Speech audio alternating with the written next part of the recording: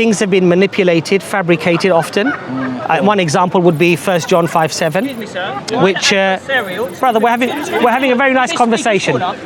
Yeah, I know, but we're having a private conversation. No, it's not a private conversation. You're a speaker's corner in a public place, sir. Yeah. Please respect the land as well. Please. So, excuse me, one second. No. Hold on a second. First of all, when you say respect the land, I see this as my land as well. I was born here. So don't tell me to respect the land. Alhamdulillah, I have more respect for this land than many of the people who are regarded as indigenous people who belong to this land through generations. So please don't lecture me on that. And I'm not trying to be nice. I am trying to be nice. You're trying to get me to leave. Not at all. I don't mind you staying. Tell me this is a private conversation. No, please don't go. Let's have our conversation. There's strong arguments between that. Yeah. And the Christians saying there's God, Father, the Holy Spirit. Yes. And they say, oh, you've got three gods. The next one say, no, you've got one. And it's just the confusion. But you know what, brother? I've seen it here. On the internet. I don't think that the Christian position is actually applying a strong argument. Go on. I think the argument is just being portrayed in a very robust and strong fashion. And there's a difference. The guy who worships a tree will say the same thing, right? Well, it's true, isn't it? Are we human or not? We are, but the thing is, brother, if two positions are mutually exclusive, if two positions are opposites, then logic would dictate to us that both of them can't be true. Yeah, but like I said, I've only said one word. I'm not going to go into further details. I understand what you're saying. I know. What's your name, by the way? What's your name? He knows me, Audley. Audley. Yeah. I think he might have mentioned you, actually. Yeah, that's right, yeah. So, brother Audley, when two positions are mutually exclusive, the reality is that they can't both be true. In what way, sir? Either they're both wrong. So, for example, if I said to you, that boy is wearing a black tracksuit, which is with names on it. With white names on it, yeah? And if you said to me, no, he's wearing a fully white tracksuit. That ain't true then, isn't it? That's not true. But if he's wearing a tracksuit with markings on it, that's true. No, okay, but that's fine. But what I'm saying, if it's all black, and I say black, and you say white, or vice versa, you say black and I say white, clearly one of us has to be wrong. Well, of course, that's obvious, logic, yeah? That's obvious. Now, we could both be wrong, because it could be red. You see what I'm saying? But, I can see what you're saying. So logically, either both of us are wrong, or one of us is wrong, but both cannot be right. No, it's true in one way, I can see that, So now we have our Christian brothers and sisters who are saying to us that no, God is not one, but he's a triune God with a son who is he's one of the three persons of the Trinity, and the Holy Ghost, which is also one of the three of the persons of the Trinity. Go on. And in Islam and in Christianity, the Christian brother will say to me that Jesus is begotten of the Father. And the Quran says, Lam yalid wa lam yulad. He begetteth not, nor is he begotten. Wa lam yakul lahu kufuwan ahad. And there is nothing comparable to God Almighty. Yeah, so now one of us has to be wrong. Yeah, this is why there's so many challenges in Christianity and Islam. I've heard it on lots of time on the internet. But I'm to say, you are for what you are. Well, brother, you know what it is? What we should do, I believe, as being humble servants of the Creator, is that the Creator has created an environment for us to discover Him, Go on. excuse me, and also correct any misconceptions that we might have of the Creator. Allah has created, this is a blessing from God, that He's given us the faculty to reason, the intelligence to be able to decipher the evidences and the information that's out there, so that we may make the right choice, and we may make it truthfully, i.e. that we say to God Almighty that I'll search for you and I'll worship you as you want me to worship you. Yes, sir. Go on. But I will do it through the best of my faculties of reason and investigation. I can see that, And as Muslims, what we're saying to our brothers in Christianity is that we don't want to bash each other and argue against each other. It's happened here. It does happen a lot. I agree with you.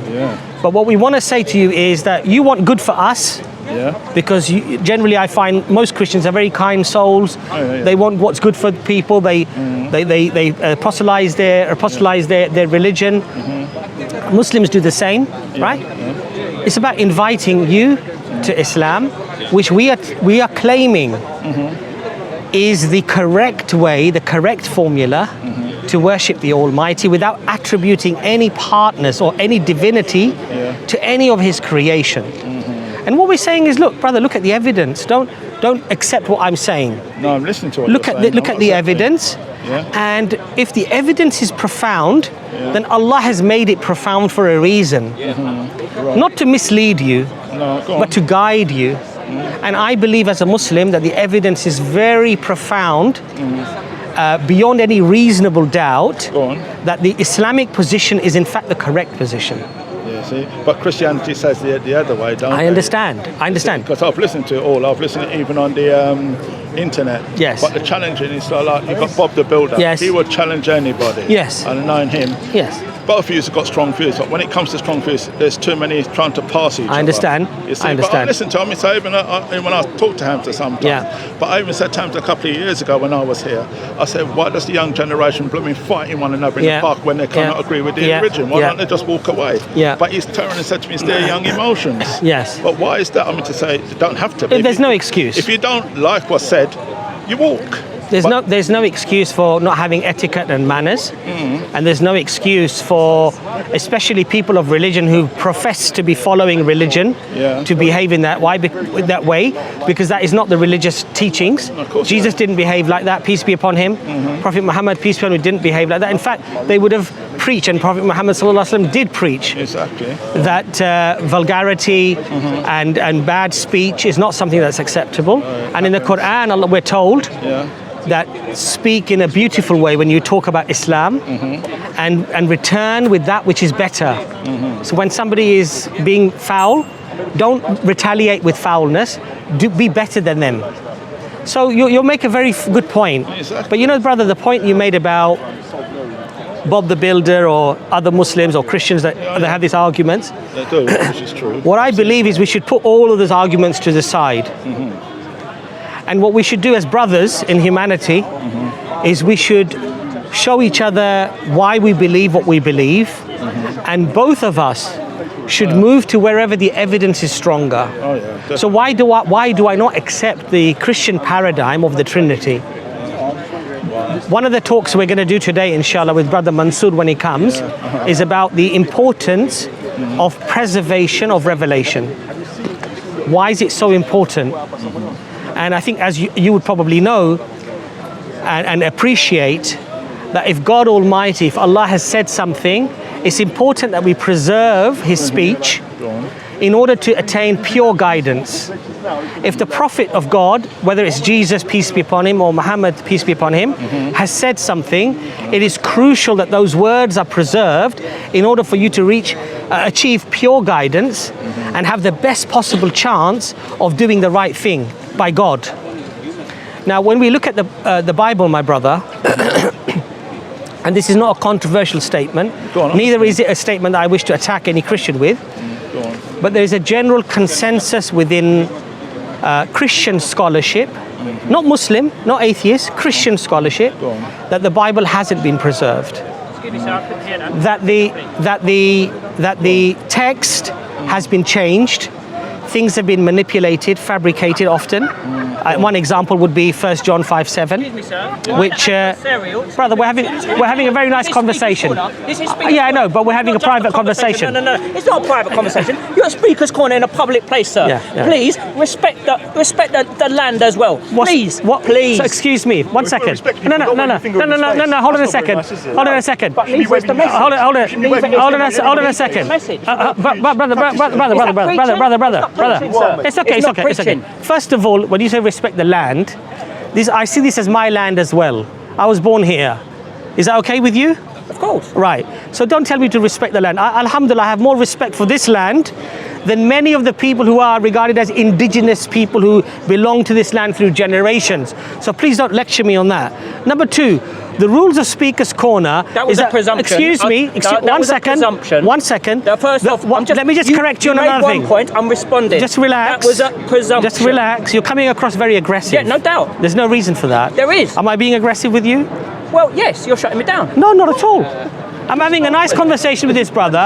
You've come shouting, pointing fingers, That's right. and lecturing me. That's right. That's rude, don't you think? Always happen. Is that rude? Of course, it's rude. Is that rude? Of course. This is hard. Rude for you. It's not rude for me. I'm having a lovely conversation with this brother here. I'm very sorry to interrupt your conversation. Well- Am I being rude? We're having a private conversation. If you talk, It's okay, it's calm okay. down a bit. Brother, Learn to calm it's down and okay, you'll relax, it's understand, but okay, I think it's okay. It's all. We're having a it's our nice part. conversation. It happens. We're having a nice conversation. happens. If you would like to engage with me afterwards, not a problem. If I was on the ladder, you're more than welcome to heckle. But this is a private conversation that I'm having with this brother. Is it? Absolutely. I'm not on a ladder. So you pay for this If conversation? I'm on a ladder... You do pay for this I conversation? No, I'm paying for So nothing. what makes it private? So What do you have makes it to... private in a public space? So, because you're filming? so do you have to pay for a conversation for it to be private? That's what I'm saying. What is a private conversation in a But public space? where does it say that? Like you have to pay for Well, a you're telling me. conversation? Why are you What- rhetorical? Anyway, I'm going to Why are you continue. asking- I'm going to continue our discussion. Okay.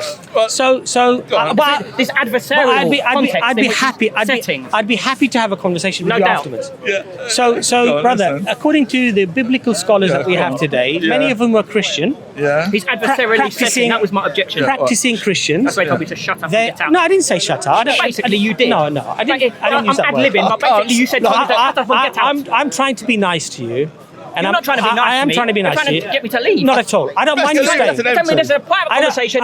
No, please don't go. We're having. Let's have our conversation. Look, this is why I didn't want to Crazy. interrupt No you. doubt. Go on. When we have that situation Go on. where biblical scholars, it's okay, let him stay. That's fine. Let him Thank stay. you. Biblical scholars Yeah. are saying to us Yeah. that the text has been changed. Yeah. Go on. So as a Christian and as a Muslim, Yeah, go what on. I have to then be is very careful Yeah. as to what I take from that text as guidance from God Almighty. Exactly. go You'd on. agree with that? I can hear what you're saying. Okay. But do Yeah. you agree? Does that seem reasonable to you? Well, put it this way, that's to your beliefs. But No, I understand. I can hear what you're saying. I I'm not understand. saying I'm agreeing or disagreeing, but I'm just listening. You want to be neutral, that's fine. Okay. Yeah. Go Now, on. so as Muslims, what we argue, and Yeah. one of the things that Allah mentions in the Quran, Allah says one of the qualifiers for the Quran, Yeah. had this book come from anyone other than your Lord, Yeah. surely in it you would have found many contradictions and errors. Right. Go In on. other words, Allah is saying to us, when we find contradictions and errors, Yeah. this is a marker for something that is not from God Almighty. Go on. Now, as Muslims, we don't believe that the Bible in its original revelation to Jesus was not scripture. We actually believe it was, Go on. because the Quran clearly confirms that, Yes, right. as go it on. does the Torah, Yeah. the words given to Moses. Right. But we have to be honest, my brother. Yeah, I can see. And the honesty is that when something has been changed, Yeah. I have to be very careful Yeah. what I take from it Yeah. as guidance. Right. And we have to also be clever in a sense that if God has chosen not to preserve it, there must have been a reason for that not being preserved. Right. And usually one would say logically that Yeah. if there were to be a scripture that Right. was supposed to be guidance for humanity till the day of judgment, Yeah. God would preserve that scripture. Okay. If it was meant for you, if it was meant for me, it has to be preserved, right? That's right. And Right. Alhamdulillah, the Quran is preserved. But is the Bible preserved as well as the Quran, or is it level? How can I say? But I mean, I don't know much. I'll ask you that. So one. biblical scholars basically say that we don't actually know the words of God or the words of Jesus. Right. What we have is we have thousands of manuscripts, most of which date from the 3rd, 4th and 5th century. Yeah. Go on.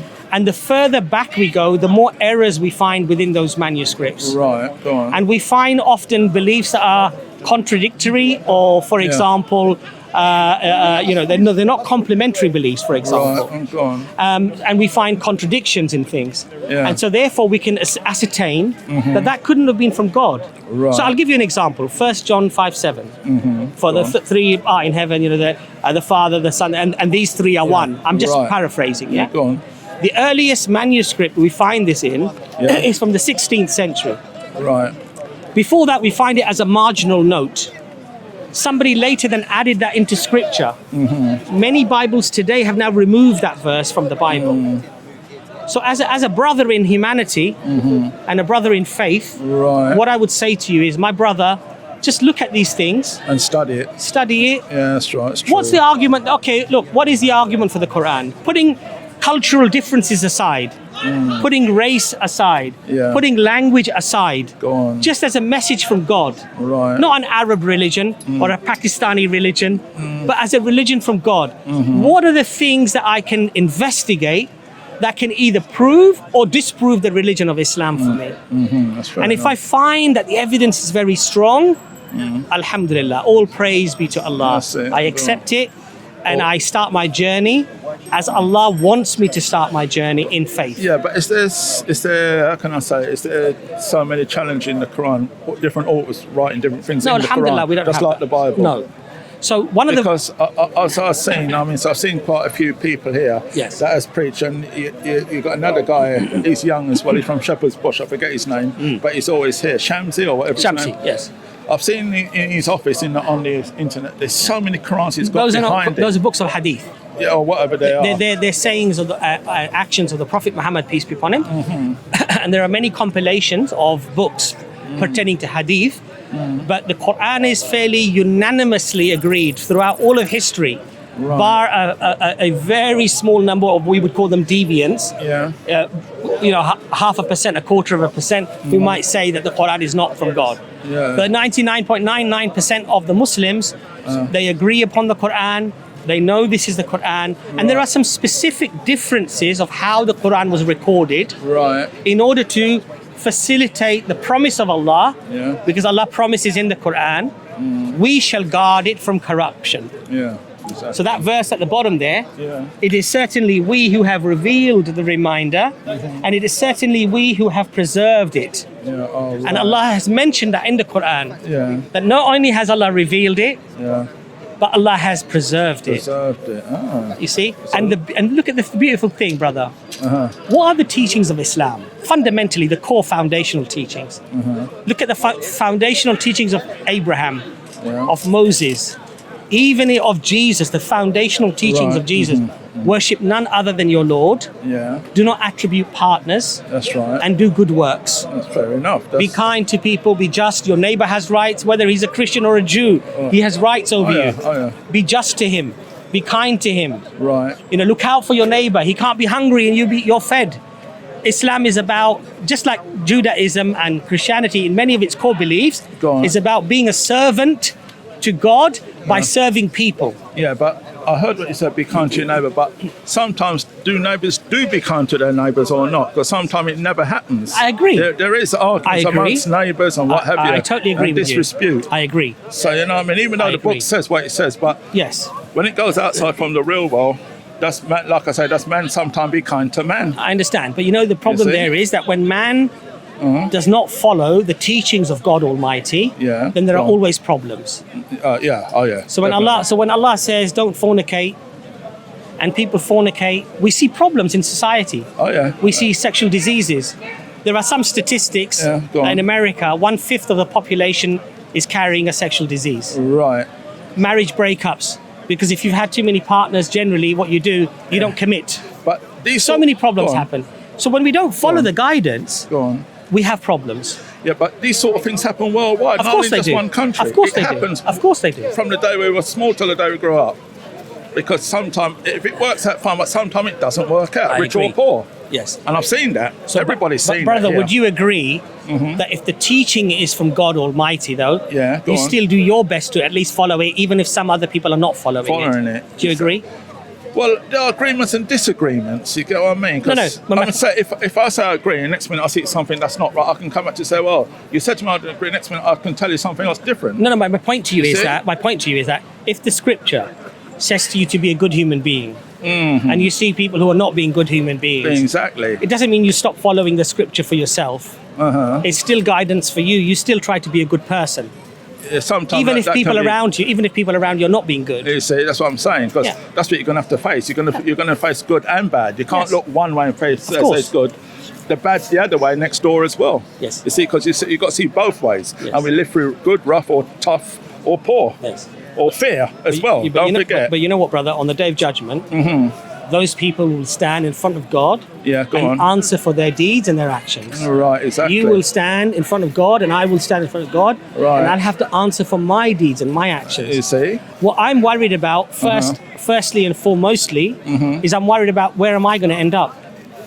So I'm gonna try to follow the guidance of Allah as closely as I can, exactly. in order that when I face Allah with His mercy, with His kindness, that He forgives me and He accepts me and gives me paradise. That's my initial concern. And then my concern should be my family, my flock. Right, go on. My wife, my children. It's very important. My family. Exactly. Then my concern should be my community. Exactly. And that community could be my Muslim community, but also my non-Muslim community. That's why I'm talking to you today. That's it. Because I have love for you, empathy for you. I want what's good for you as well. I'm not doing it to, I'm not having this conversation to have some sort of mental gymnastics or mental competition. I hear what you're saying. It's out of love and empathy for you that I want for you, brother, what I have. Which is a connection with Allah, which is pure as Allah wanted it, without attributing any partners to the Creator. And Jesus, peace be upon Him, in the Garden of Gethsemane, when He's in turmoil and He's in real worry and stress, He prays to God Almighty. And He puts His face onto the ground. That's right, and He worships His Lord. Yeah, exactly. What does that tell us? Does it tell us good? It tells us 2 or 3 things, I think, at least on the very surface of it. Number one, that He worshipped Allah, He worshipped God. Yeah, that's His dad. So He can't be God. Because God does not need to worship. That's the first thing it proves to us. The second thing it proves to us, how He prayed. It shows us that He put His face onto the ground.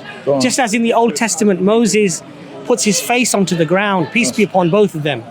And it shows us a consistency of how the Muslims are praying, with their faces onto the ground. So we pray like Jesus, and we pray to the same one that Jesus prayed to. So as a Christian, what that should tell you is, maybe that's what I should be doing. Yeah, but so when you say that He's not, Jesus is not God. So you have more arguments with Christians and saying that He is God, and next minute it's a hot challenge. Yes. To say it's God, next minute they start twisting and turning. This is what I found out here at Hyde Park, because there's strong arguments between that. And the Christians saying there's God, Father, the Holy Spirit. And they say, you've got 3 gods. The next one say, no, you've got 1. And this is the confusion. But you know what, brother? I've seen it here. On the internet. I don't think that the Christian position is actually applying a strong argument. I think the argument is just being portrayed in a very robust and strong fashion. And there's a difference. One is passion, and saying it as if you mean it. And the other is that it's actually the truth, and that's why it's a strong argument. This is it. I've noticed that. I strongly believe that the argument for the divinity of Jesus, peace be upon Him, is actually a very weak argument. The reason why it's a weak argument is because Jesus Himself says, I of myself can do nothing. So He's telling you, I can't do anything of my own accord. Whatever the Father, whatever God Almighty bestows upon me. So when I cure the lepers, or I cure the blind or the sick, I do it with the finger of God. And the power of God, the mercy of God, the miracle of God. He's not saying, I am doing these miracles, so worship me as you worship the Father. He's not saying that. And that's the point, my brother. And the main point I said to you was, if you had to get home from here and you didn't know the way, and I pulled out a map, and I told you, but this map has been changed lots of times. People have added things and taken things away. Okay? But I have this map here. That is absolutely pristine, never been changed. Exactly. Which one are you going to follow? I'm going to follow the other map that you just said, not the one that I don't know. The one that you know that's been changed. That's right. The one that you know that has been fabricated.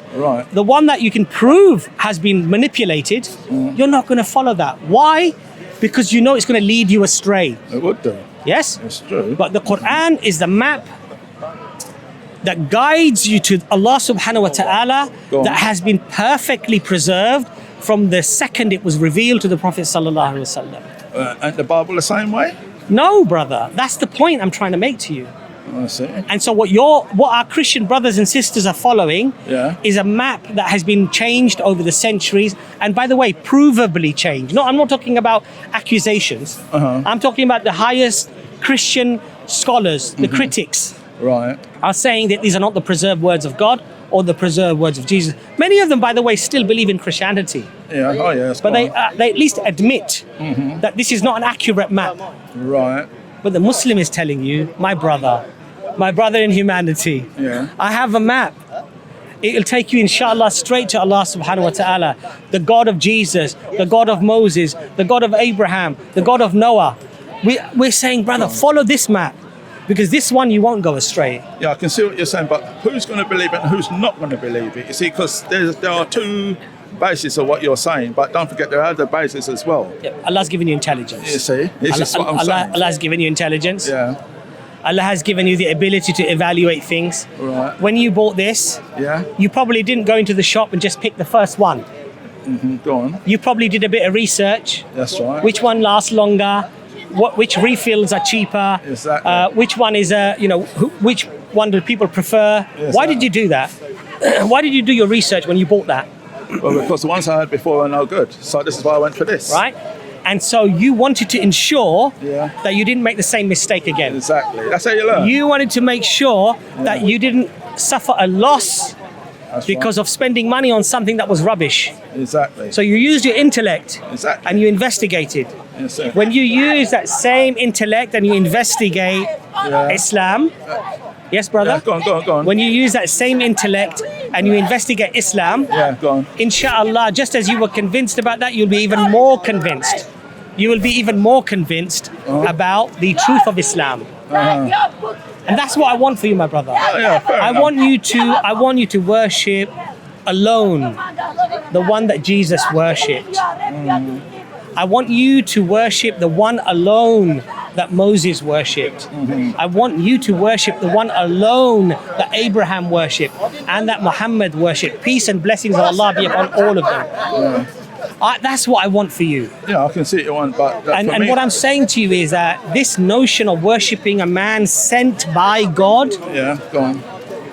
this was never a belief of any of the prophets that came before. And I would say that it wasn't even the belief of the prophet Jesus, peace be upon him. Yeah, but you see, with me saying that, I've got to look through things and investigate before you get serious. So what would convince you that Really? Islam was true? What would convince Well, you? you've got to look through it. You've got to look through it first. You've got to look through that book and look through it and Have you read got a it. Quran? Well, I didn't have the Quran. One of Hamza's friend, going back about 8 years ago, didn't give me a Quran. He gave me the book about the religion of it and see what I looked through. But some of it I did read and some of it I didn't. You know, because you got from the Quran, I mean, it's even little kids. I've seen Muslim kids. They know the book from the word go and they study it. And I'm surprised because one Muslim guy was telling me once, when he converted into Islam, he said the little Muslim boy behind him was singing in Islam. So he said to him, what's he singing? He said, he's singing what you're reading. The Quran. He was so shocked. He said, how the hell did he learn it? They say they've been learning from the kids because it's drummed into them. But the point I'm trying to make to you is that there is an academic research and study that a person can do. Yeah. And there are certain logical things that a person can look at.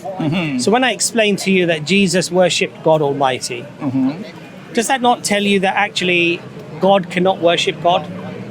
Well, he can't worship himself. He can't worship himself, Right. can't he? That's what I'm trying to say. Don't forget, like they're saying, I'm not a religious man, but I listen to it very carefully. They say, all right, he's powerful and then his son. Yes. But it's only from what his son get from him.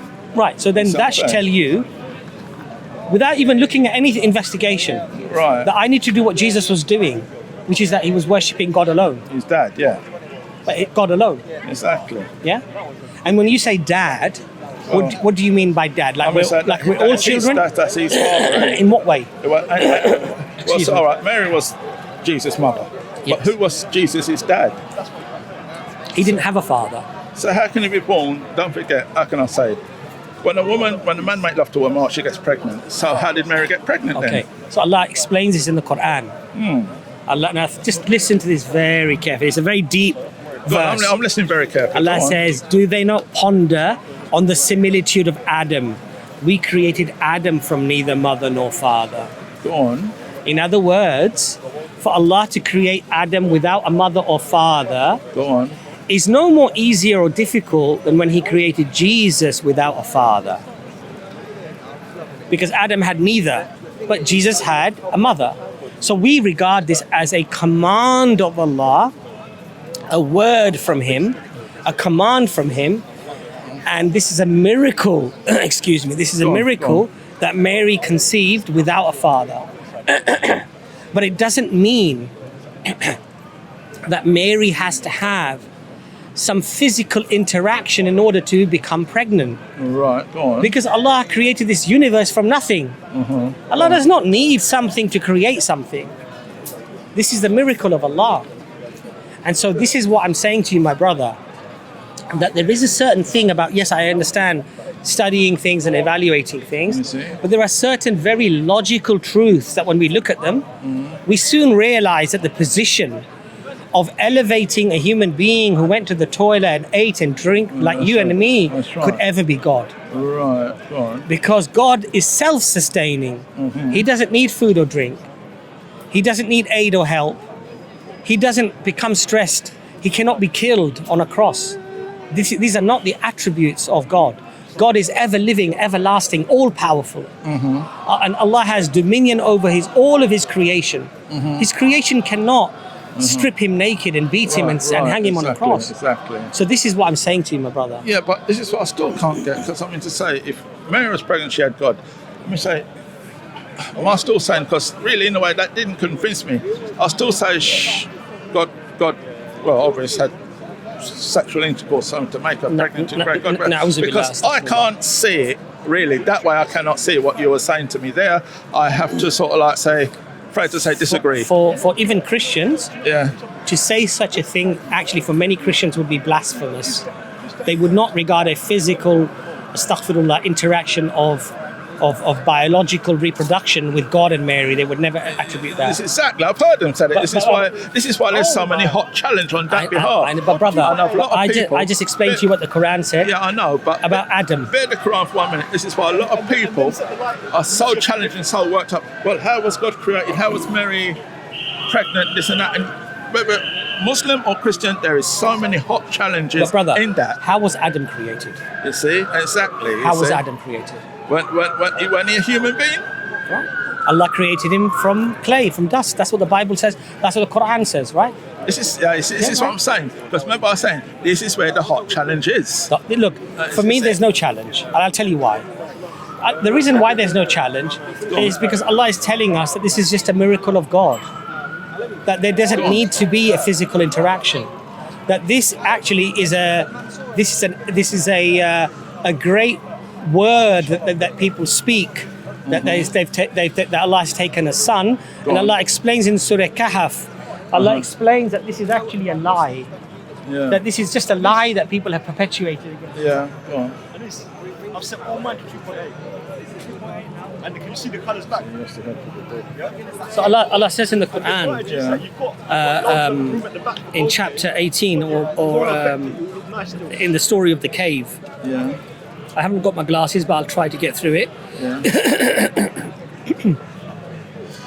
So Allah says here, in verse 1 first, Surah Kahf, all praise is for God who has revealed the book to his servant. In other words, to Muhammad, peace be upon him. Allowing no crookedness in it, making it perfectly upright to warn the disbelievers of a severe torment from him.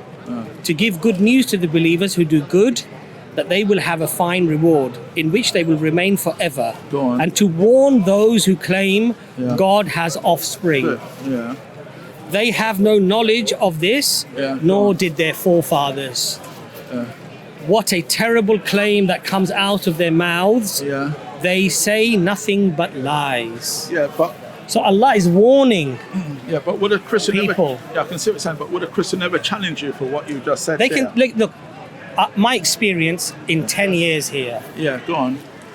Is that all of the Christians, including your Bob the Builders and everybody else, Bob, go on.